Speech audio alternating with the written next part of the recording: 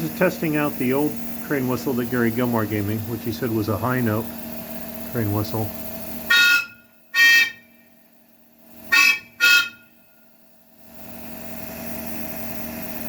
So I'm going to take that one off and try putting on the new one, see if I can get a fitting that'll make it adapt. Okay, this is the new steam whistle from Denny Mulcarney, trying to hold the air line from below on while I try it.